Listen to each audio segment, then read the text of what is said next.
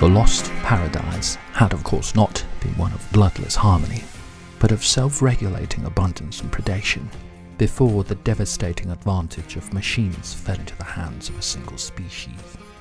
The passenger pigeon, once the most numerous bird in North America and perhaps the world, with one flock observed as late as 1866, a mile wide and 300 miles long, with 3.5 billion birds in it, was extinct by 1914, without the assistance of an asteroid or an ice age.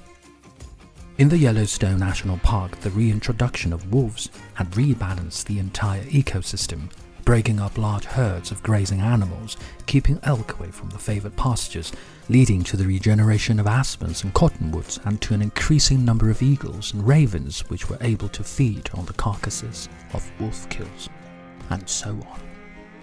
A trophic cascade, correcting the extermination of the wolves initially endorsed by the park authorities.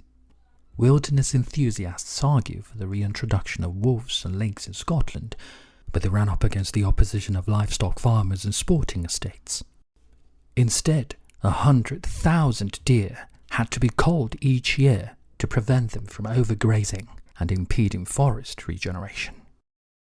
Wilding was not a fantasy of returning to a primordial land emptied of traffic and filled with extinct species, but an attempt to understand the dynamics of an unmanaged landscape and relaunch them in the modern world. One reason Francis had gone to the conference was to look into the historical questions of how ecosystems had achieved equilibrium in the past.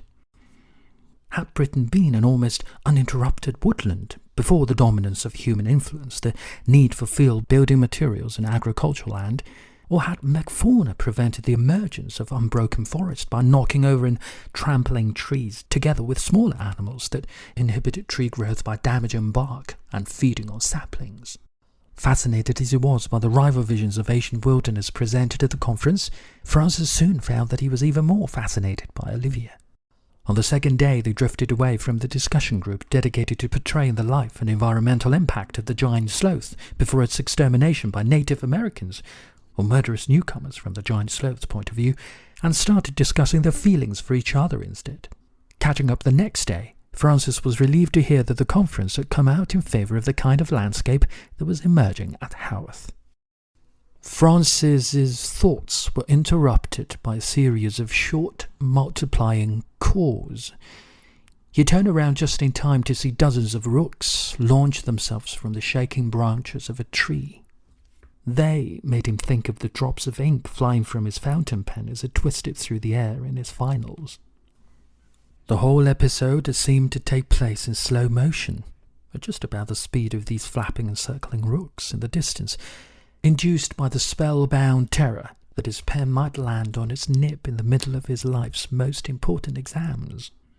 The association was so strange, but so intimate, showing his imagination and memory were forming their own combinations in parallel to the guided tour he seemed to be compulsively preparing for Olivia. Her train would be arriving in a few hours, and it was time for him to head home to change the sheets and get the remaining ingredients for dinner. He had come to the green lane that had once been used by drovers to take sheep and cattle from the South Downs up to London for sale and slaughter.